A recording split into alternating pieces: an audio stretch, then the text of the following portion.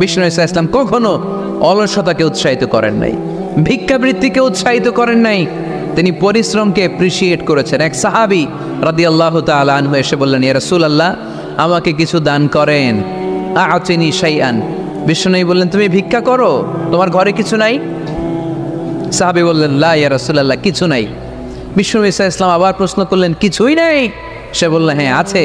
কি আছে? একটা জামা আছে, জামা, আর আছে একটা পানি খাওয়ার জগ। দুইটা জিনিস আছে, একটা কি আরেকটা পানি খাওয়ার জগ। বিষ্ণু বললেন, দুইটা নিয়ে আস। সাহাবী রাদিয়াল্লাহু তাআলা আনহু জামার জগ নিয়ে এসে বিষ্ণু ঈসা ইসলামের হাতে দিলেন। বিষ্ণুনবী জামার জগটা ধরে বললেন, মাইয়াশতারি হাদাইন, কে আছো আমার সাহাবীদের মধ্যে এই দুইটা জিনিস কিনতে চাও? এক সাহাবী দাঁড়িয়ে বলল, ইয়া রাসূলুল্লাহ, ইয়া হাবিবাল্লাহ, আনা আশতারিহিমা বিদিরহাম। এই দুইটা জিনিস, একটা জামা, একটা পানি খাওয়ার জগ, আমি 1 দিরহাম দিয়ে কিনে নিতে চাই। পড়েন সুবহানাল্লাহ। বিশ্বনবী বললেন, 1 দিরহাম তো কম হয়ে যায়, 1 দিরহামের চেয়ে বেশি দিয়ে কেনার মতো যদি কেউ থাকে একটু হাত তোলো। মাইয়াজিদু আলা যালিক, এর চেয়ে বেশি দাম দিয়ে কেনার মতো কেউ আছো নাকি? আরেক সাহাবী হাত তুলে বললেন, ইয়া রাসূলুল্লাহ, ইয়া হাবিবাল্লাহ, আশতারিহিমা বিদিরহামাইন, আমি 1 দিরহাম নয়, আপনার সম্মানে 2 দিরহাম দিয়ে জিনিসগুলো কিনে নিতে চাই। 2 দিরহাম। বিষ্ণু বললেন, ওকে ফাইন, ডান, 2 দিরহামে বিক্রি হয়ে যাবে। দিয়ে দেওয়া হলো। 2 দিরহাম নিয়ে বিষ্ণু ঈসা ইসলাম ওই আগন্তুক ভিক্ষুক সাহাবীর হাতে দিয়ে বললেন, যাও, 1 দিরহাম দিয়ে তোমার পরিবার পরিজনদের জন্য খাবার কিনে নিয়ে যাও, আর 1 দিরহাম দিয়ে একটা কুঠার কিনে নিয়ে আসো। কি কিনে নিয়ে আসো? সবাই বলেন। কুঠার চিনেন আপনারা? কুঠার দিয়ে কি করে? গাছ কাটে। ওই সাহাবী 1 দিরহাম দিয়ে একটা কুঠার কিনে নিয়ে আসলেন। বিশ্বনবী সাল্লাল্লাহু আলাইহি ওয়াসাল্লাম নিজ হাতে ওই কুঠারের একটা হাতল লাগাই দিলেন। সুবহানাল্লাহ পড়তে পারলেন না মজা করে? হাতল ছাড়া কুঠার ধরা যায়? ধরা যায় না। বিশ্বনবী কাঠের একটা হাতল লাগাই দিলেন। এই হাতলটা দিয়ে বিশ্বনবী বললেন, try to imagine the attitude of the last messenger Muhammad sallallahu.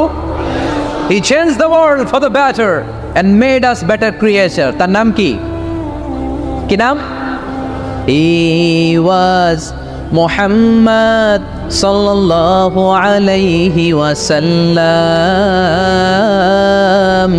Muhammad, mercy upon mankind, teacher of all mankind, Abul Qasim, Ya Habibi, Ya Muhammad, Ya Shafi'i, Ya Muhammad, Khairu Khalqillahi Muhammad, Ya Mustafa, Ya Imam al-Mursalin, Ya Mustafa, Ya Shafi'i al-Alamin. পড়েন সবাই। يا مصطفى يا إمام المرسلين يا مصطفى يا شفيع العالمين. He taught us to be just and kind and to feed the poor and hungry, help the wafer and the orphan child, and to not be cruel and miserly. His speech was soft and gentle, like a mother stroking her child. His mercy and compassion were most radiant when his smile was Muhammad sallallahu alayhi wa sallam.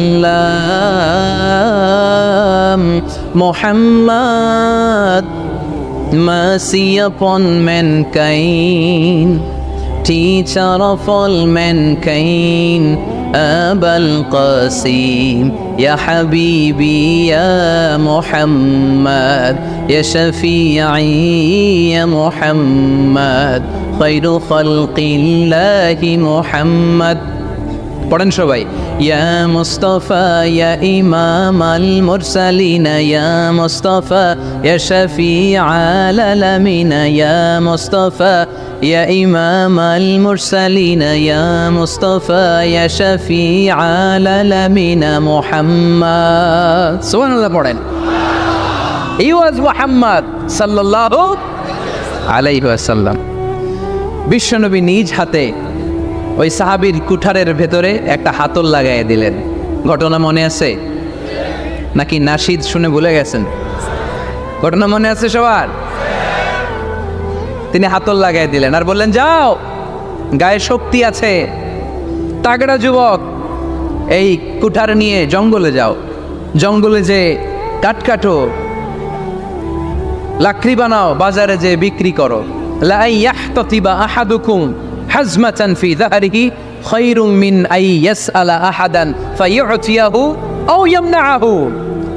যাদের গায়ে জোর আছে, শক্তি আছে, পরিশ্রম করে লাকড়ির বোঝা পিঠে নিয়ে বাজারে বিক্রি করা অনেক ভালো কারো কাছে হাত পাতার চেয়ে। কারণ তুমি হাত পাতলে লোকজন তোমার দিতেও পারে, নাও দিতে পারে, কিন্তু পরিশ্রম কখনো বৃথা যায় না। What is the moral of the story? রাসূল সাল্লাল্লাহু আলাইহি ওয়াসাল্লামের এই প্রফেটিক স্টোরি থেকে আমাদের শিক্ষা কি? বিশ্বনবী বললেন, যাও, কাঠ কেটে নিয়ে আসো। লা উরিদু আন আরাকা 15 আইয়াম, সামনের 15 দিন আমি যেন আমার চোখ দিয়ে তোমার আমার আশেপাশে ঘুরঘুর করতে না দেখি। সাহাবী চলে গেলেন, কাঠ কাটতে আরম্ভ করলেন, বাজারে বিক্রি করতে আরম্ভ করলেন। 15 দিনের ব্যবধানে 10 দিরহাম নিয়ে বিশ্বনবীর দরবারে ওই সাহাবী হাজির হয়ে গেলেন। 10 দিরহাম নিয়ে হাজির হয়ে গেলেন। এসে বললেন, ইয়া রাসূলুল্লাহ, ইয়া হাবিবাল্লাহ, আমি আর দরিদ্র নাই, আমি আর ভিক্ষা করি না, আমি নিজের পায়ে দাঁড়িয়েছি, আমি স্বাবলম্বী হয়েছি, আমি অন্যান্য খেটে খাওয়া মানুষের মতো এখন উপার্জন করে আমার ফ্যামিলির চাহিদা মিটাই। পড়েন সুবহানাল্লাহ। What is the moral of the story? এই প্রফেটিক স্টোরি থেকে আমাদের জন্য শিক্ষা হচ্ছে, বিষ্ণু ঈসা ইসলাম চাইলেই ওই 2 দিরহাম দিয়ে বলতে পারতেন, যাও, এটা দিয়ে খাবার কিনে খাও। দুপুরবেলা খাইতো, রাত্রেবেলা আবার জাকাতের লাইন ধরতো। কথা কন? তার মানে বিষ্ণু ঈসা ইসলাম কাজের প্রতি উৎসাহিত করেছেন। 2 নম্বর লেসন বা শিক্ষা হচ্ছে, বিশ্বনবী সাল্লাল্লাহু আলাইহি ওয়াসাল্লাম পার্মানেন্ট সলিউশন করে দিয়েছেন, স্থায়ী সমাধান। ঠিক কিনা? আমরা প্রায় জাকাতের শাড়ি দেই, লুঙ্গি দেই, আছে না নাই? আলহামদুলিল্লাহ, আপনাদের গাজীপুরে বোধহয় এগুলো নাইটাই, এখানে নাই, আছে। যদি থেকে থাকে এই ট্র্যাডিশন আপনারা বন্ধ করবেন। জাকাতের শাড়ি বলতে কোনো শাড়ি নাই, জাকাতের লুঙ্গি বলতে কোনো লুঙ্গি নাই। কারণ জাকাতের শাড়ি আর জাকাতের লুঙ্গি যদি আপনি বিতরণ করেন আর সামান্য সয়াবিন তেল আর চাল ডাল যদি আপনি প্যাকেট করে দিয়ে দেন, তাহলে 1 মাস পরে আবার যে সে আরেক জায়গায় জাকাতের লাইনে দাঁড় হয়ে যাবে। চিল্লা এখন, ঠিক কিনা? এজন্য আপনাকে পার্মানেন্ট সলিউশনের ব্যবস্থা করতে হবে। আমি সব জায়গায় বলি যে প্রতিটি জেলার বিজনেস ম্যাগনেট যারা আছেন তারা সবাই মিলে একটা জাকাত ম্যানেজমেন্ট প্ল্যাটফর্ম গড়ে তুলুন। সেখান থেকে এমনভাবে জাকাত দিন যাতে মানুষ স্বাবলম্বী হতে পারে। স্বাবলম্বী বানানোর জন্য, দারিদ্র বিমোচনের জন্য জাকাত এসেছে, জাকাতের শাড়ি লুঙ্গি বিতরণের জন্য নয়। আর জাকাতের শাড়ি এত পাতলা, মশারি কি পাতলা, এর চেয়েও পাতলা। দেখছেন কখনো? এটারে একবার ধোয়ার পরে দ্বিতীয়বার পরা যায় না। একবার ধোয়ার পরে শাড়ির দিকে তাকাইলে শাড়ি আমনের দিকে বেসকি মেরা থাকবো। কথা বলেন, ঠিক কিনা? এইভাবে শাড়ি লুঙ্গি দেয়া যাবে? এভাবে তো শাড়ি লুঙ্গি বিতরণ করলে যারা লাইন ধরে জাকাত নিতে আসলো, এই আল্লাহর বান্দাদেরকে অপমান করা হয়। আর আল্লাহ বললেন, ওয়ালাকাদ কাররামনা বানি আদম, আমি পুরো বানি আদমকে সম্মানিত করেছি। ফেরেশতার সম্মান বেশি না মানুষের? বুঝে শুনে বললেন, কার? তুমি মাটির আদমকে প্রথম সৃষ্টি করিয়া ঘোষণা করিয়া দিলে শ্রেষ্ঠ বলিয়া, তাই তো নূরের ফেরেশতা করে আদমকে সেজদা। সুবহানাল্লাহ পড়েন। তাই তো নূরের ফেরেশতা করে আদমকে সেজদা, সবার চেয়ে সম্মান দিলে মাটির আদমকে। পড়েন, আল্লাহু আল্লাহু তুমি জাল্লে জালালুহু, শেষ করা তো যায় না গে তোমার গুণগান। আল্লাহু আল্লাহু, সুবহানাল্লাহ পড়েন। আহা, মানুষের মর্যাদা সবচাইতে বেশি। এজন্য জাকাত যারা নিতে আসে তাদেরকে অপমান করা যাবে না। এর কারণ, জাকাত দিয়ে আপনি কোনো করুণা করেননি, বরং ওরা জাকাত নিয়ে আপনাকে এই ফরজ ইবাদত করার সুযোগ করে দিয়ে আপনার প্রতি করুণা করে গিয়েছে। আওয়াজ করে বলেন, ঠিক কি না? অনেকে মনে করে আমি জাকাত দিয়ে আমি মনে দয়া করছি, আমি মনে হয় করুণা করছি। আচ্ছা, যারা গরিব ওরা যদি জাকাত না নেয় ওর সমস্যা আছে? নিমু না জাকাত, কিন্তু আমি যদি বলি দিমু না, আমার খবর আছে না নাই? আমার জন্য দেয়া ফরজ, ওর জন্য নেয়া ফরজ না। তাই আমি দিয়ে করুণা করিনি, ও আমার কাছ থেকে যাকাত নিয়ে জাহান্নামের আগুন থেকে আমাকে বাঁচিয়ে ও আমাকে দয়া দেখিয়েছে।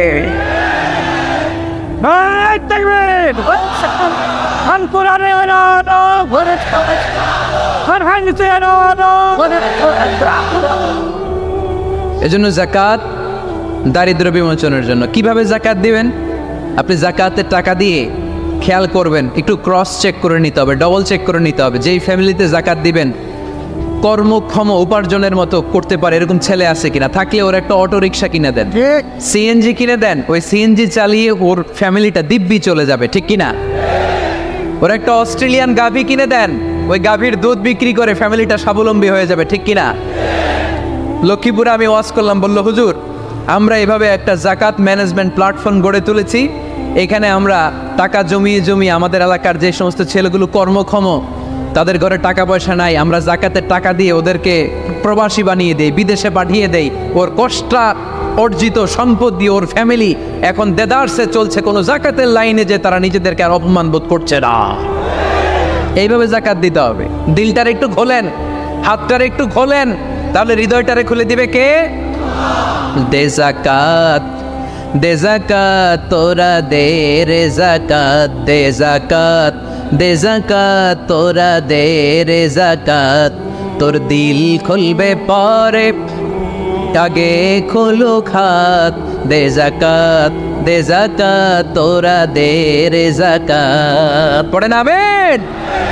এই যাকাতের মাধ্যমে আমরা আমাদের বাংলাদেশকে স্বাবলম্বী করতে চাই। রাজি আছেন সবাই? সংঘবদ্ধ প্রচেষ্টায় যাকাত আদায় করতে রাজি আছেন? বিশ্বনবী সাল্লাল্লাহু আলাইহি ওয়াসাল্লাম চাইলেই 2 দিরহাম দিয়ে বিদায় করে দিতে পারতেন, কিন্তু বিশ্বনবী সাল্লাল্লাহু আলাইহি ওয়াসাল্লাম তাকে কাজের প্রতি উৎসাহিত করলেন, পার্মানেন্ট সলিউশন দিলেন। এজন্য অলসতার সাথে ইসলামের কোনো সম্পর্ক আছে? আওয়াজ করে বলেন, অলসতার সাথে সম্পর্ক আছে? অলসতাকে যেন আজকে আমরা কি বলে দিছিলাম? বইলা গেছি? আরো জোরে। অলসতাকে আজকে আমরা নো বলে দিচ্ছি, আমরা কর্মক্ষম। আরে অলস তো হয় মুনাফিকেরা, অলস হয় কারা? وَإِذَا قَامُوا إِلَى الصَّلَاةِ قَامُوا كُسَالَى يُرَاءُونَ النَّاسَ وَلَا يَذْكُرُونَ اللَّهَ إِلَّا قَلِيلًا। সুবহানাল্লাহ পড়েন। মুনাফিকরা যখন নামাজে দাঁড়ায় অলস হয়ে দাঁড়ায়, সোজা হয়ে দাঁড়ায় না। মসজিদে নববীর কাতারগুলোর মধ্যে মুমিনদের সাথে যখন মুনাফিকেরা দাঁড়াতো, অলসের মতো দাঁড়াতো, দেয়ালের মধ্যে হেলান দিয়ে দাঁড়াতো। এরকম আছে না অনেকে অলস? কিন্তু আমরা যারা মুমিন, আমরা নামাজে দাঁড়ালে কি আমাদের হৃদয়ে অলসতা আসে নাকি হৃদয়টা সজীব হয়ে ওঠে? আমাদের হৃদয়কে নামাজে দাঁড়ালে সজীব করে দেয় কে? কিন্তু শাইতানু আলা কাফিয়াতি রাসি আহাদিকুম ইযা হুয়া নাম। আমরা যখন রাতে ঘুমোতে যাই, শয়তান আমাদের মাথার পিছনে অলসতার 3টা গিট মারে। কি মারে? এই যে রশি দিয়ে এরকম বাঁধে, যে এটার গাজীপুরে আপনারা কি বলেন? গিট্টু? হ্যাঁ, গিট্টু। আচ্ছা, তো শয়তান আমরা যখন ঘুমোতে যাই আমাদের মাথার পেছনে অলসতার 3টা গিট্টু মারে। আমরা যখন ঘুম থেকে উঠে ফাইনিস্তাইকাযা ওয়া যাকারাল্লাহ, ঘুম থেকে ওঠার দোয়া পড়ে আলহামদুলিল্লাহিল্লাযী আহইয়ানা বা'দা মা আমাতানা ওয়া ইলাইহিন নুশুর, আমরা ঘুমালেই 3টা গিট্টু মেরে শয়তান একটা মন্ত্র পড়ে দেয়, আলাইসা লাইলুন তাওয়িলুন ফারকুদ। আরে ঘুমা, অনেক লম্বা রাত, আরে ঘুমা, অনেক লম্বা রাত, আরে আরামসে ঘুম মার, অনেক লম্বা রাত। এই মন্ত্র পড়ে 3টা গিট মারে। আমরা যখন ঘুম থেকে উঠে ঘুমের দোয়া পড়ে ফেলি, একটা গিট্টু খুলে দেয় কে? আবার ঘুম থেকে উঠে দোয়া পড়ার পরে ফাইদা তাওয়াত্তা ইনহাল্লাত উকদা, ওয়াশরুমে ঢুকে ইস্তেনজা করে যখন আমরা ওযু করে ফেলি, অলসতার 2য় গিট্টু খুলে দেয় কে? ফাইন সাল্লাত ইনহাল্লাত উকদা, ওযু করার পরে মুসাল্লা বিছিয়ে যখন নামাজের জন্য দাঁড়িয়ে যায়, অলসতার 3 নাম্বার গিট্টুটাও খুলে দেয় কে? ফাসবাহা নাশীতান তাইয়িবান নাফস, he become enthusiastic, he become very active, he become very energetic। Bishnu Islam বললেন তখন সে এনার্জেটিক হয়ে ওঠে, অ্যাক্টিভ হয়ে ওঠে, সজীব হয়ে ওঠে। তাহলে সালাত আমাদেরকে অলস বানায় না, সালাতে আমরা সজীব হই। সালাতে অলস হয় যারা মুনাফিক, তারা চিল্লায় বলেন ঠিক কি না? এজন্য বিষ্ণু বললেন কাজে লজ্জা নাই, আমি কাজ করে খাই। মা বাসাল্লাহু নাবিয়ান ইল্লা রাআল গনাম। বুখারীর বর্ণনায় বিশ্বনবী বললেন, পৃথিবীর বুকে এমন কোন নবী নাই যেই নবীকে দিয়ে আল্লাহ ছাগল চড়ায় নাই। সুবহানাল্লাহ পড়েন। মা বাসাল্লাহু নাবিয়ান ইল্লা রাআল গনাম, ছাগল চড়ায় নাই এমন কোন নবী পৃথিবীতে আসে? সাহাবারা বললেন, ইয়া রাসূলুল্লাহ, বলেন কি, আপনিও আপনিও আপনিও ছাগল চড়িয়েছেন? বিষ্ণু বললেন, নাম নাম, আমিও। ওয়া ইন্নী কুনতু আরআহা আলা কারারিতি আহলি মক্কা, আমি তো অল্প কিছু পারিশ্রমিকের বিনিময়ে মক্কা শহরের লোকদের ছাগলগুলো চড়িয়ে দিতাম। সুবহানাল্লাহ বলতে অনেক কষ্ট হয়েছে। বিশ্বনবী ছাগল চড়িয়ে খেতেন। কি নবী ছিল আমার! আহা, এত সুন্দর মানুষ, এত পরিচ্ছন্ন মানুষ, ছাগল চড়াতেন। অহংকার করতেন না, বিশ্বনবীর অহংকার ছিল না। সুবহানাল্লাহ পড়েন। শুধু কি বিশ্বনবী, সব নবীকে দিয়ে আল্লাহ ছাগল চড়িয়েছেন। কারণ ছাগল হচ্ছে খুব টেরা একটা প্রাণী, তাই না?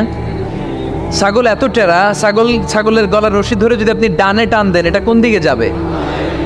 বায়ে টান দিলে, সামনে টানলে, পিছনে টানলে পারা যায় কিছু? ভাবলেন সারা সপ্তাহ ব্যস্ত থাকি, আজকে আমার ছুটি, আমিও গোসল করি, এটারও গোসল করাই। রশি ধরে আপনি পুকুরে নামাবেন, এটা ওর বাপের কিরা এমনি দাঁড়াবে, ঠিক কি না? ওরা টেনে নামানো যায় না। এর কারণ ওর নাম কি? কথা কয় না। এজন্য আমরা বলি, পাগলে কি না কয়, ছাগলে কি না খায়। ও বুঝে না তো, ওর ভালো চাইলে ও বুঝতে চায় না। আল্লাহ বুঝাতে চাইলেন, নবীরা ছাগল চড়াও, সবচেয়ে টেরা প্রাণী। ছাগল চড়ায় তোমাদেরকে ট্রেনিং পিরিয়ড শেষ করছি, কারণ এরপরেও ছাগলের চেয়ে আরেকটা টেরা প্রাণী আছে, মানব জাতি, এদেরকে চড়াইতে হবে। যদিও মানুষ আশরাফুল মাখলুকাত, কিন্তু মানুষের মধ্যে ছাগলের চেয়ে টেরা কিছু আছে না নাই?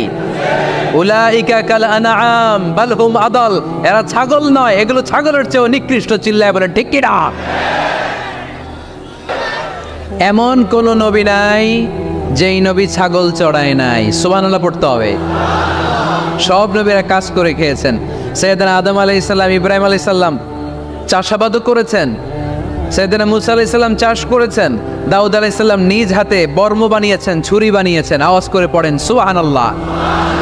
তাহলে কাজে কোনো লজ্জা আছে? লজ্জা কিসে? আর আজকের মাহফিল থেকে অলসতাকে আমরা কি বলে দিয়েছি?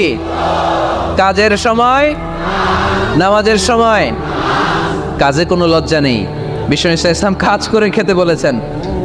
প্রিয় ভাইয়েরা, বেশিরভাগই এখানে ফ্যাক্টরি ওয়ার্কার। আপনারা হাত তুলে আমাকে জানান দিয়েছেন শুরুতে, কর্মজীবী মানুষদেরকে বিশ্বনবী এত ভালোবাসতেন, মেহনতি মানুষদেরকে এত পছন্দ করতেন। বিদায় হজের ভাষণেও বাদ যায়নি মেহনতি মানুষদের কথা। তিনি বলেছেন, খবরদার খারাপ আচরণ করবে না, নিজেরা যা খাবে তাদেরও তা খাওয়াও, নিজেরা যা পড়বে তাদেরকেও তা পড়াবে। আতুল আজিরা আজরাহু ক্বাবলা আইয়াজিফা আরাকু, সুনানি ইবনে মাজার হাদিস।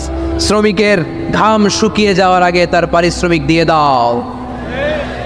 আবার বিশ্বনবী বললেন, খবরদার, সালাসাতুন আনা খাসমুহুম, কিয়ামতের দিন 3 শ্রেণীর ব্যক্তির বিরুদ্ধে আমি আল্লাহ নিজে মামলা দায়ের করবে। এক শ্রেণীর ব্যক্তি হচ্ছে রাজুলুন ইস্তাওফা আজিরান, ইস্তাআজারা আজিরান ফাস্তাওফা মিনহু ওয়া লাম ইউতি আজরা, যে ব্যক্তি শ্রমিক ভাড়া করে কাজ করালো কিন্তু তার টাকা দেয় নাই, তার পারিশ্রমিক দেয় নাই। আল্লাহ বলেন, কিয়ামতের দিন তোর বিরুদ্ধে আমি দাঁড়াবো। I will be against you in the day of judgement. কেউ তোরে কিয়ামতের দিন সাহায্য করে ছুটাতে পারবে? এজন্য খবরদার, শ্রমিকদের সাথে খারাপ আচরণ করবেন না। আবার শ্রমিক ভাইরাও যারা আছেন, আপনাদের ডিউটি যত ঘন্টা ঠিক তত ঘন্টাই পালন করতে হবে, তা না হলে কিন্তু আপনাদের উপার্জন হালাল হবে না। বিশ্বনবী ইসলামের সাথে বিশ্বনবী ইসলামের কর্মচারীর কি ঘটেছিল, এই ঘটনাটা বলেই আজকে আমরা শেষ করব। আওয়াজ করে পড়েন ইনশাআল্লাহ। আমরা অনেকে মাইক পেলে বড় বড় ভাষণ দেই, কাজের মেয়েদের সাথে খারাপ আচরণ করবেন না, শ্রমিকদের অধিকার, নারীদের অধিকার, বড় বড় এরকম বক্তব্য আছে না নাই? বিশ্বনবী শুধু শ্রমিকদের অধিকারের কথা বক্তব্যের মধ্যে সীমাবদ্ধ রাখেন নাই, ওনার ব্যক্তিগত জীবনেও এগুলো পাবেন। বিশ্বনবী সাল্লাল্লাহু আলাইহি সাল্লামের অ্যাপয়েন্ট করা শ্রমিক, ওনার দাস, ওনার কর্মচারী সাহাবীর নাম ছিল আনাস রাদিয়াল্লাহু তাআলা আনহু। কি নাম ছিল? উনি বিশ্বনবীর ব্যাপারে কি কমেন্টস করছে আমরা শুনে আজকের আলোচনার ইতি টানবো। আওয়াজ করে পড়তে হবে সাধারণত কর্মচারীরা মালিকের বিরুদ্ধে ভালো কথা বলে ইল্লা মাশাল। অনেক মালিক আছে অনেক ভালো, তাদের ব্যাপারে আবার ভালো বলে। সাধারণত কারো ব্যাপারে যদি আপনি তথ্য নিতে চান, আপনি তার ওয়াইফের কাছ থেকে তথ্য নেন, তার কর্মচারীর কাছ থেকে নেন, তার বাড়ির দারোয়ান থেকে নেন, তার ঘরের কাজের মহিলার কাছ থেকে নেন, তার ড্রাইভারের কাছ থেকে নেন, তাহলেই তার ব্যাপারে আসল সব তথ্য বের হয়ে আসবে। দেখুন বিশ্বনবীর কর্মচারী বিশ্বনবীর ব্যাপারে কি বলে। সাহাবীর নাম সবাই বলতে হবে, সাহাবীর নাম রাদিয়াল্লাহু তাআলা আনহু। উনি বললেন বিশ্বনবী যখন মক্কা থেকে মদিনায় হিজরত করলেন, হাজার হাজার মদিনাবাসী বিশ্বনবীর সাথে দেখা করতে গেল। যারাই দেখা করে সবাই বিশ্বনবীর হাতে কিছু না কিছু হাদিয়া দেয়। যারাই দেখা করে হাতে করে বিশ্বনবীর হাতে কিছু না কিছু দিয়ে দেয়। সুবহানাল্লাহ পড়ে। তাহাদাও তাহাব্বু, একে অপরকে হাদিয়া দিবেন, মহব্বত বাড়াই দিবে কে? হাজব্যান্ড স্ত্রীকে গিফট করবেন, স্ত্রী আবার হাজব্যান্ডকে গিফট করবেন, বন্ধু বন্ধুকে গিফট করবেন, গার্লফ্রেন্ড আবার বয়ফ্রেন্ডের গিফট করতে যায় না। তাহলে ভেজাল আছে না নাই? চেক এন্ড ব্যালেন্স করতে হবে। আমি প্রায় বলি ভালোবাসবেন জায়গা মতো, স্ত্রীকে ভালোবাসলেও সওয়াব আছে না নাই? স্ত্রীর সাথে অন্তরঙ্গ সময় কাটালেও সওয়াব আছে না নাই? কিন্তু এই সময় যদি শালীর সাথে কাটান, ঝামেলা আছে না নাই? ভাবির সাথে কাটালে ভেজাল আছে না নাই? যারাই বিশ্বনবীর সাথে দেখা করে সবাই বিশ্বনবীর হাদিয়া দেয়। সাইয়েদনা আনাস রাদিয়াল্লাহু তাআলা আনহু বর্ণনা করেন, আমার আম্মা যেন দেখা করতে আসলেন আমাকে নিয়ে, আমি ছোট্ট আনাস। আমার আম্মা যেন দেখলেন লাম ইউবকি রাজুলুন ওয়ালা ইমরাআতুন মিনাল আনসার ইল্লা আতহাফাকা বিতুহফাতিন ইয়া রাসূলুল্লাহ। আমার আম্মা এসে বলে, ও রাসূলুল্লাহ, মদিনার যারাই আপনার সাথে দেখা করতে আসলো সবাই এসে আপনারে হাদিয়া দেয়। ওয়া ইন্নী লা আকদিরু আলা মা উতহিকুকা বিহি, ও নবী আমার তেমন কোনো সাধ্য নাই যে আমি আপনারে হাদিয়া দেব, আমার কাছে কোনো টাকা পয়সা নাই। ছোট্ট ছেলে আনাস নিয়ে এসে বলল, ইয়া রাসূলুল্লাহ, মদিনার সব লোকের আপনার সাথে দেখা করে আর হাদিয়া দেয়, আমি গরিব মানুষ, আমি আপনারে কি হাদিয়া দেব গো নবী? আমার তো হাদিয়া দেওয়ার মতো কিচ্ছু নাই। ইল্লা ইবনি আদা, আমার নার্ছেরা দন, আমার কলিজার টুকরা সন্তান এই আনাস ছাড়া আমি আমার কলিজার টুকরা সন্তান আনাসরেই আপনারে হাদিয়া দিয়ে দিলাম। খুদ আদা ইয়া রাসূলুল্লাহ, আমার সন্তান আনাসকে আপনি নেন। ইয়াখদুমুক মা বাদালাক, সে যদ্দুর পারে আপনারে খেদমত করবে। সাইয়েদনা আনাস বলেন, সেদিন থেকে আমি বিশ্বনবীর খাদেম। কি আর খেদমত করব, নবীর মেসওয়াক এনে দেই, জামা এনে দেই।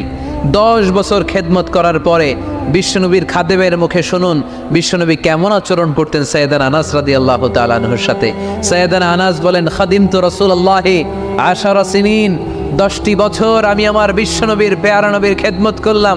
ফামা দারাবানি, একদিনের জন্য বিশ্বনবী আমার গায়ে হাত তোলে নাই। পড়েন সুবহানাল্লাহ। ওমা সাব্বানি, একদিনের জন্য আমার গালি দেয় নাই, বকা দেয় নাই। ওমা আবাসা ফি ওয়াজহি, একদিনের জন্য বিশ্বনবী বিরক্তির চেহারা নিয়ে আমার দিকে তাকায় নাই, ব্রু কুচকে এরকম আমার দিকে তাকায় নাই। আমরা রেগে গেলে বিরক্ত হলে কি করি? আমাদের ব্রুগুলো কুচকে যায়। আনাস রাদিয়াল্লাহু তাআলা আনহু বললেন, একদিনের জন্য আমার পিট্টি দেয়া তো দূরের কথা, আমাকে পিটানি দেয়া তো দূরের কথা, আমাকে মারে নাই, আমাকে গালি দেয় নাই, কোনোদিন আমার দিকে বিরক্তির সাথে তাকায় নাই। ওয়ালা ক্বালা লি লিমা সানাআতা ওয়ালা লিমা লা সানাআতা, কোনোদিন এও বলে নাই আনাস এটা কেন করলা, ওইটা কেন করো নাই। চিৎকার করে পড়েন সুবহানাল্লাহ। এজন্য বিশ্ব নবীর মতো আমাদেরকে আমাদের শ্রমিকদের সাথে, অধীনস্থ কর্মচারীদের সাথে আচরণ করতে হবে। রাজি আছি তো সবাই? এন্তেকালের আগে বিশ্বনবী সাল্লাল্লাহু আলাইহি সাল্লাম 2টা কথা বললেন। কয়টা? 1 নম্বরে বিষ্ণু ঈসা ইসলাম বললেন আসসালাত, আসসালাত, নামাজ, নামাজ, উম্মতেরা নামাজ, নামাজ ছেড়ে দিও না। 2 নম্বরে বিষ্ণুই বললেন ওয়ামা মালাকাত আইমানুকুম, খবরদার অধীনস্থ কর্মচারীদের সাথে খারাপ আচরণ করো না। আমরা খুব দুঃখের সাথে লক্ষ্য করেছি, পত্রপত্রিকায় এসেছে, মানবাধিকার কর্মী, নারী আন্দোলনের কর্মী মাইক পেলে বড় বড় ভাষণ দেয়, আপনারা কর্মীদের সাথে ভালো আচরণ করবেন, কাজের মেয়েদের সাথে ভালো আচরণ করবেন, কিন্তু ওদের বাড়িতে এই কাজের মেয়েরা নির্যাতিত হয়, চিল্লায় বলেন ঠিক কিনা? আহা, পত্রিকার রিপোর্ট দেখে অবাক লাগে। খুন্তি দিয়ে চুলায় লোহা গরম করে পিঠে শেক মেরেছে, এরকম আছে না নাই? বিশ্বনবী সাল্লাল্লাহু আলাইহি সাল্লাম বলেছেন, খবরদার, কিয়ামতের দিন তাদের বিরুদ্ধে আল্লাহ মামলা দায়ের করবে। আমরা যেন কখনো আমাদের অধীনস্থ কর্মচারীদের সাথে খারাপ আচরণ না করে, আল্লাহ তুমি তৌফিক দাও, আমরা পড়ি আমিন। এজন্য শ্রমিক মালিকের সম্পর্ক হচ্ছে চেক অ্যান্ড ব্যালেন্সের সম্পর্ক। যারা শ্রমিক তাদের দায়িত্ব হচ্ছে মালিকের যে হক সেটা আদায় করা, যত ঘন্টা তার সাথে চুক্তি হয়েছে তার পুরোটা আদায় করা। আর মালিকের উচিত অধীনস্থ কর্মচারীদের সাথে ভালো আচরণ করা। বিষ্ণু ঈসা ইসলাম বলেছেন, লা সালাতা লিমান লাম ইয়াকরা বিফাতিহাতিল কিতাব। সূরা ফাতিহা যে সালাতে পড়ে না, তার সালাত কোনোদিন আল্লাহর দরবারে কবুল হবে না। এজন্য এই সূরার নাম সূরাতুস সালাহ, সালাতের সূরা। এই সূরার আরেকটা নাম হচ্ছে সূরাতুশ শিফা, শিফার সূরা। অসুস্থ ব্যক্তিকে এই সূরা পড়ে ফু দিলে সুস্থ করে দেয় কে? সূরা ফাতিহা পড়ে ফু দিবে। আমাদের কাছে অনেকে পানি পড়া নিতে আসে, তো আমরা এই সূরা ফাতিহা পড়ে ফু দিই।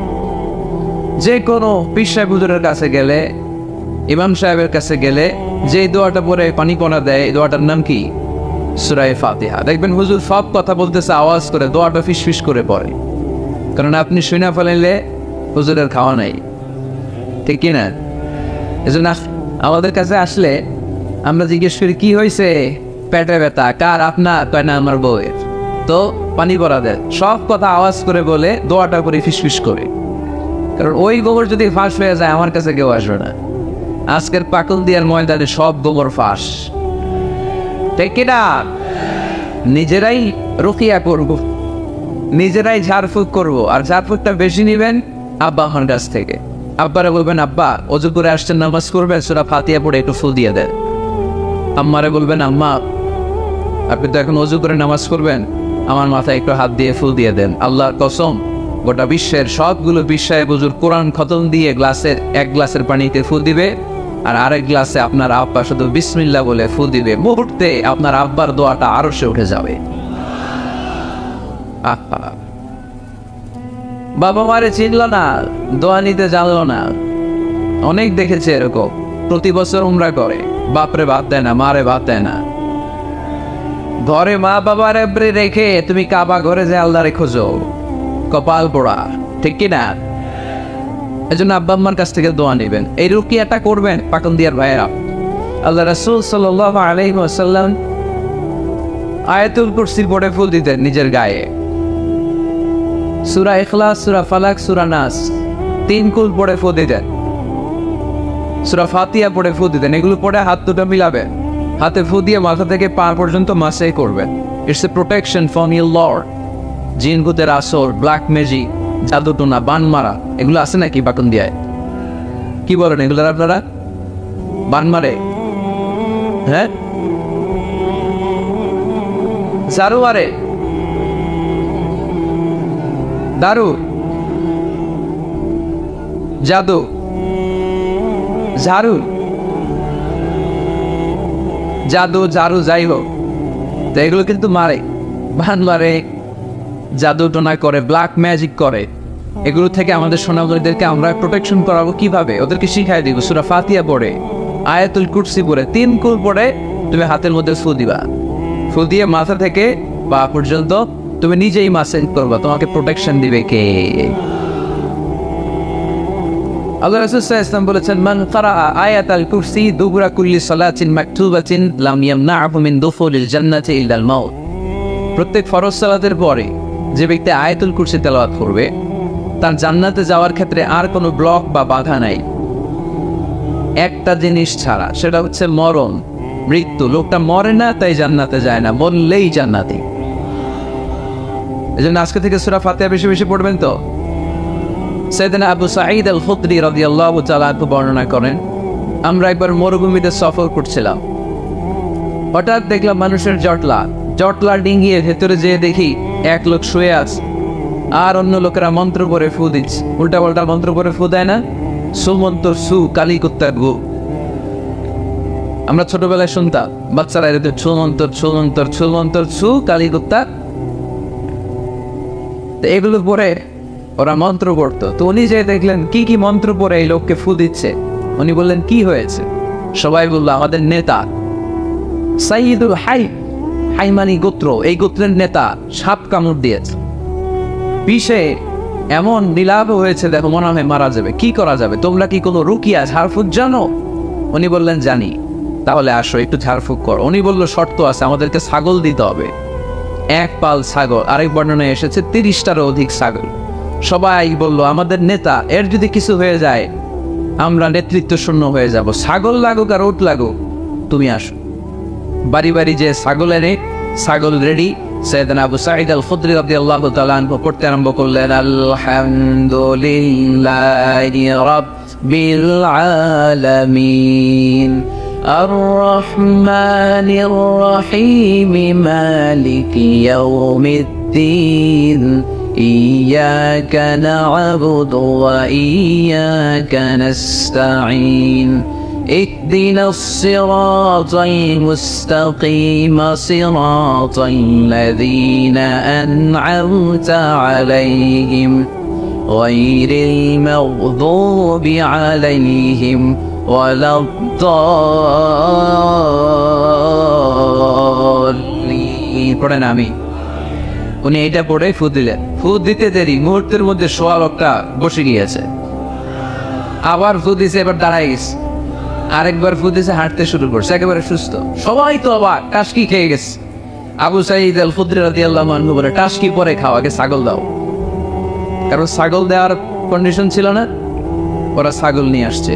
সাইয়েদনা আবু সাঈদ আল খুদরি রাদিয়াল্লাহু তাআলা আনহু আনন্দে এবার ছাগল নিয়ে সাহাবাদেরকে নিয়ে রওনা। প্রতিমধ্যে লেগেছে প্রচন্ড ক্ষুধা, তখন তারা কয়েকটা ছাগল জবাই করে খেয়েছে। খাওয়ার পরে পেট যখন ঠান্ডা, তখন ব্রেন সচল। উনি চিন্তা করতে আরম্ভ করলেন, হায় রে, কোরআন দিয়া ঝাড়ফুঁক করে যে ছাগল নিয়ে আসলাম, ওটা যে খাইলাম, এই ছাগল নেওয়া জায়েজ হয়েছে কিনা এই মাসালা তো নবীরে জিজ্ঞেস করি নাই, কিন্তু ছাগল তো অলরেডি পেটে যে আওয়াজও, কি করা? মদিনাতে যে জিজ্ঞেস করবো। মদিনায় যেই আল্লাহ রাসূল সাল্লাল্লাহু আলাইহি ওয়াসাল্লামের দরবারে যে জিজ্ঞেস করলেন, ইয়া রাসূলুল্লাহ, এমন এমন ঘটনা, ঝাড়ফুঁক করে আমরা ছাগল এনেছি, দেখি জায়েজ হয়েছে? আল্লাহ রাসূল সাল্লাল্লাহু আলাইহি ওয়াসাল্লাম বলে, জায়েজ হয়েছে মানে? অবশ্যই জায়েজ হয়েছে, কোরআনের দাম বাড়ায় দিয়ে আসছো মিয়া, ছাগল কিছু থাকলে আমার ঘরে পাঠায়। সুবহানাল্লাহ পড়তে বলে না? ওয়ালাকাদ আতাইনাকা, বুখারীর হাদিস, ওয়ালাকাদ আতাইনাকা সাবআম মিনাল মাসানি ওয়াল কুরআনুল আযীম। নবী হে, নিত্য পাঠনীয় সপ্তবাক্য দিয়েছি, যেই দোয়া পড়ে ফু দিতে দেরি, অসুস্থ ব্যক্তি সুস্থ হতে দেরি হয়। এজন্য আল্লাহ ইরশাদ করেন, অনুনাজ্জিলু মিনাল কুরআনি মা হুয়া শিফাউন ওয়া রাহমাতুন লিল মুমিনিন ওয়া লা ইয়াজিদুয যালিমিনা ইল্লা খাসারা। এই কোরআনকে আমি শিফা হিসেবে নাযিল করলাম, এই কোরআনকে আমি রহমত হিসেবে নাযিল করলাম, এই কোরআনকে আমি তোমাদের জন্য হেদায়েত হিসেবে নাযিল করলাম। তোমাদের কোরআন রহমত এনে দিবে, বরকত এনে দিবে, শিফা এনে দিবে, কিন্তু জালেমদেরকে কিছু এনে দিবে না, ঠিক কি না? ওয়ালা ইয়াজিদিয যালিমিনা ইল্লা খাসারা। জালিমদের অকল্যাণ করবে, জালিমদের কল্যাণ নাই এই কোরআনে। জালিম যদি হেদায়েতের নিয়তে কোরআন পড়ে তাহলে কল্যাণ পাবে, তা না হলে কল্যাণ পাবে না। তো এখন থেকে আমরা যদি অসুস্থ হয়ে যাই, যেই সূরাটা পড়ে আমরা ঝাড়ফুঁক করবো, সূরাটার নাম আরো জোরে বলেন, ফাতিহা।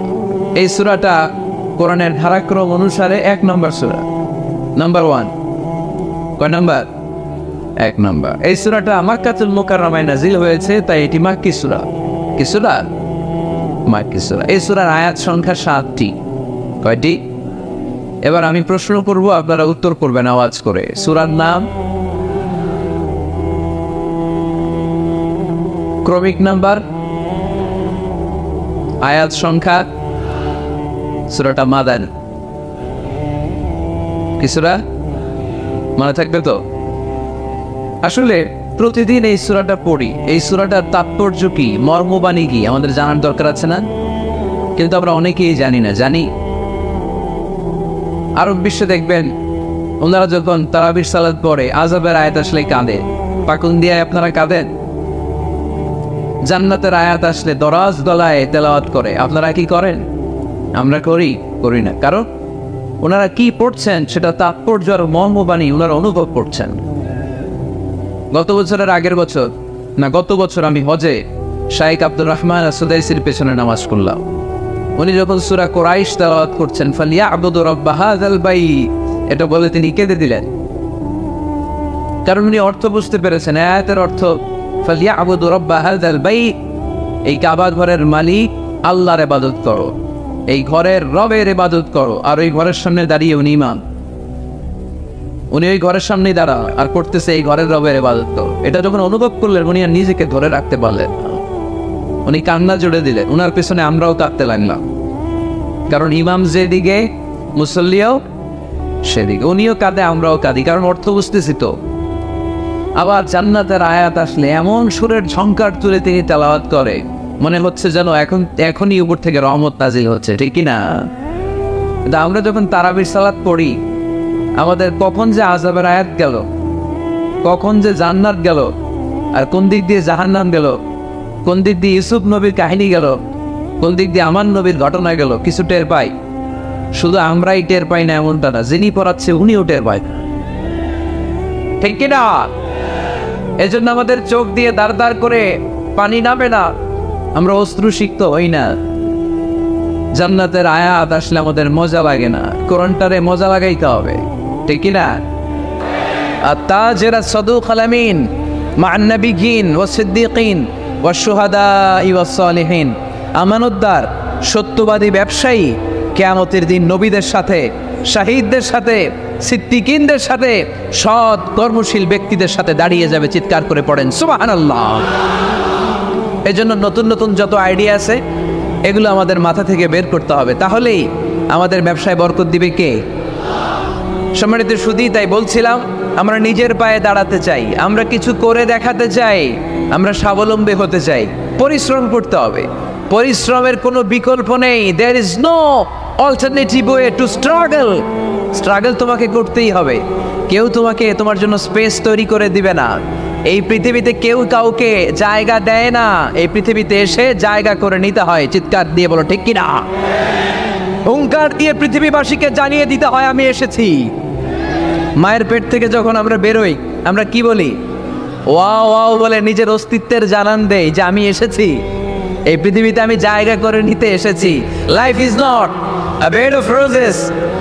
এই পৃথিবী ফুলের বিছানো সজ্জা নয়, এখানে কষ্ট করতে হবে, পরিশ্রম করতে হবে, ঘাম ঝরাতে হবে। পরিশ্রমের ঘামে যে লোনা পানি থাকে, ওই লোনা পানিতে জন্ম নেয় সফলতার বীজ। এজন্য পরিশ্রম করতে হবে। সব নবীরা পরিশ্রমী ছিলেন, সব নবীরা কাজ করেছেন। সূরা জুমার এই 10 নম্বর আয়াতে আল্লাহ তাআলা আমাদেরকে মোটিভেট করে শিখাতে চেয়েছেন যে স্বাবলম্বী হও, নিজের পায়ে দাঁড়াও, কাজের সময় কাজ, নামাজের সময় নামাজ। আজকে এই স্লোগানটা এই মাহফিলের শুরুতে, মাঝখানে, শেষে বারবার বলে আমরা মুখস্থ করে নিয়ে যাব। কাজের সময়, সবাই বলেন নাই তো? সবাই বললে তো এই প্যান্ডেল কাঁপতে শুরু করবে। কাজের সময় এইভাবে আওয়াজ করতে হবে, পারা যাবে? নামাজের সময়, কাজের সময়, নামাজের সময়, সিনেমা দেখার সময় দেখা যাবে না? কাজের সময়, নামাজের সময়, এটা মনে থাকবে? মুখস্থ করা যাবে তো? আল্লাহ রাব্বুল ইজ্জা সূরাতুল জুমার 10 নম্বর আয়াতে মূলত আমাদেরকে এই মেসেজটাই দিতে চেয়েছেন। কাজের সময় কাজ, নামাজের সময়। فَإِذَا قُضِيَتِ الصَّلَاةُ فَانتَشِرُوا فِي الْأَرْضِ وَابْتَغُوا مِنْ فَضْلِ اللَّهِ واذكروا الله كثيرا لعلكم تفلحون। সুবহানাল্লাহ পড়েন। আল্লাহ বললেন যখন তোমাদের নামাজ শেষ হয়ে যায়, ফাইদা কুদিয়াতিস সালাতু, যখন সালাত শেষ হয়ে যায়, ফান্তাশিরু ফিল আরদি, জমিনে ছড়িয়ে পড়ো, ওয়াবতাগু মিন ফাদলিল্লাহ, আল্লাহর দেয়া ফজল তালাশ করো, রিজিক তালাশ করো। ওয়াযকুরুল্লাহা কাসীরান, আল্লাহর জিকির বেশি বেশি করো। লাআল্লাকুম তুফলিহুন, তোমাদেরকে সফল বানায়া দিবে কে? সিস্টেমটা খেয়াল করেন। ফাইদা কুদিয়াতিস সালাহ, যখন সালাত শেষ, ফান্তাশিরু ফিল আরদ, when you are done with your salah, spread out to your workplace. তোমার কাজের জায়গায় চলে যাও। নাকি মসজিদে বসে থাকবেন?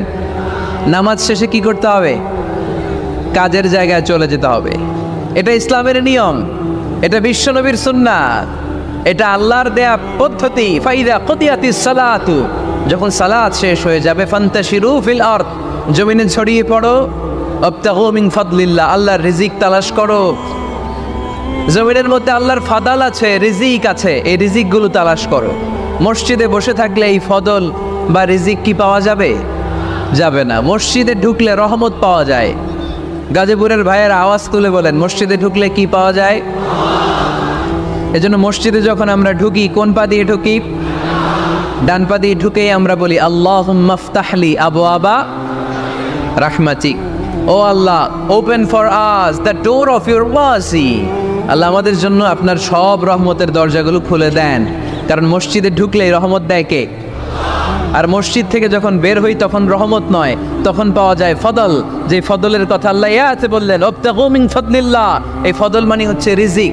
তাই মসজিদ থেকে যখন বেরোই, কোন পা দিয়ে বেরোই? আর কি দোয়া পড়ি?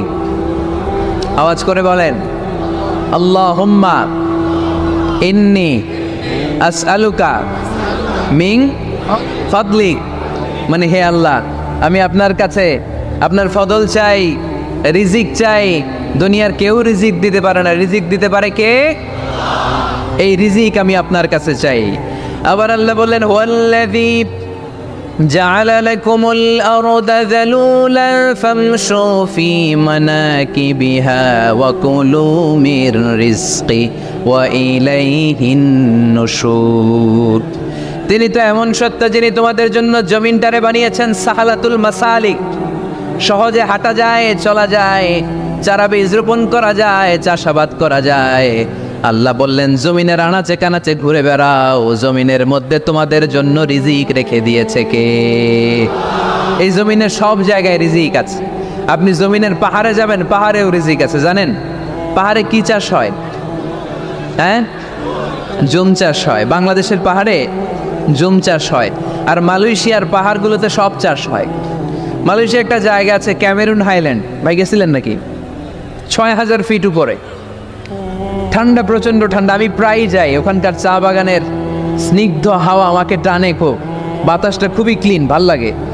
ওই ক্যামেরুন হাইল্যান্ডে ৬,০০০ ফিট উপরে ওরা করেছে ফুলের বাগান, ফলের বাগান, চায়ের বাগান, স্ট্রবেরির বাগান, মধুর চাষ করে। আর এই ৬,০০০ ফিট উপরে এই ভেজিটেবলস আইটেমগুলো দিয়ে তারা পুরো মালয়েশিয়ার খাদ্যদ্রব্যের যত সংকট, সব সংকট তারা দূরীভূত করেছে। সুবহানাল্লাহ পড়েন। তো ওনারা পাহাড়ের উপর চাষ করে, আর আমরা সমতল জায়গায় চাষ করতে চাই না। চাষাবাদ করতে আমাদের লজ্জা লাগে। কি লাগে? যুবক ভাইয়েরা, কাজে কোনো লজ্জা নেই। কাজে কি নেই? পরিশ্রমে লজ্জা নেই। লজ্জা হচ্ছে অলসতায়, লজ্জা হচ্ছে অকর্মণ্যতায়। আমরা কাজ করে খেতে চাই, পরিশ্রম করে খেতে চাই। রাজি আছো সবাই? এখন অনেকে রুফ গার্ডেনিং করে। রুফ গার্ডেনিং মানে ছাদের, বাসার ছাদের উপরে কি সুন্দর পেঁপে গাছ, আম গাছ। আমি নিজে দেখেছি, নিজেরা খায়, আশেপাশের প্রতিবেশীদের সবাইকে দেয়, বাজারে বিক্রিও করে। নিউ আইডিয়া, রুফ গার্ডেনিং করো। তারপর একসাথে হাঁসের চাষ হয়, পানিতে হাঁসগুলো ভেসে বেড়ায়, আর নিচে মাছের চাষ হয়। এরকম অনেক যুবক আছে যারা এগুলো করে করে স্বাবলম্বী হয়েছে। আমরা এগুলো করতে চাই না, আমাদের লজ্জা লাগে। আমাদের হোটেলের মেসিয়ারি করতে লজ্জা লাগে, ছোট্ট ফুচকার দোকান দিতে আমাদের লজ্জা লাগে, কিন্তু বিশ্বনবীর ছাগল চড়াতে কোনো লজ্জা লাগতো না। কাজে কোনো লজ্জা আছে? লজ্জা কিসে তাইলে? অলসতায়। আওয়াজ করে বলো, লজ্জা কিসে? অলসতা করা যাবে না। অলসতাকে আজকের প্রোগ্রাম থেকে আমরা না বলে দিব। আমরা অলসতাকে বলে দিব নো। অলসতাকে আমরা কি বলবো? নো। আমরা অলস হতে চাই না, আমরা খেটে খেতে চাই, ঘাম ঝরাতে চাই। পরিশ্রমের ঘামের লোনা পানিতে জন্ম নেয় সফলতার বীজ। আমরা সফল হতে চাই, ঠিক কিনা? এজন্য অলসতা করা যাবে না, কাজ করতে হবে। আল্লাহ রাসূল সাল্লাল্লাহু আলাইহি ওয়াসাল্লাম এবং সাহাবারা আমাদেরকে কাজের প্রতি উৎসাহিত করেছেন। সাইয়েদনা ওমর ফারুক রাদিয়াল্লাহু তাআলা আনহু, নাম শুনেছেন? কত নম্বর খলিফা? সবাই বলেন। এক নাম্বার খলিফার নাম কি? 2 নাম্বার খলিফার নাম? 3 নাম্বার? 4 নাম্বার? রিদওয়ানুল্লাহি তাআলা আলাইহিম আজমাইন। ওমর ফারুক সাধারণ কোনো সাহাবী ছিলেন না, তিনি এমন সাহাবী ছিলেন, বিশ্বনবী সাল্লাল্লাহু আলাইহি ওয়াসাল্লাম বলেছেন আমার পরে কোনো নবীও নাই, রাসূলও নাই, তবে আমার পরে যদি কেউ নবী হতো আমার ওমর নবী হয়ে যেত। বিশ্বনবী বলছেন লা নবিয়্যা বা'দি ওয়ালা রাসূলা, আমার পরে কোনো নবী নাই, রাসূল নাই। লাউ কানা বা'দি নাবিয়্যুন লাকানা উমর, তবে আমার পরে যদি নবী হওয়ার কোয়ালিটি আমার কোনো সাহাবীর মধ্যে থেকে থাকে, আমার ওমরের মধ্যে সেই কোয়ালিটি আছে। প্রভু তুমি বলেছ রাসূল দেবে না, বলনি দেবে না ওমর, বলনি দেবে না হামজা তারি, খালিদ বিজয়ী সমর। প্রভু তুমি বলেছ রাসূল দেবে না, বলনি দেবে না ওমর, বলনি দেবে না হামজা তারি, খালিদ বিজয়ী সমর। প্রভু তুমি বলেছ রাসূল দেবে না। সুবহানাল্লাহ পড়েন।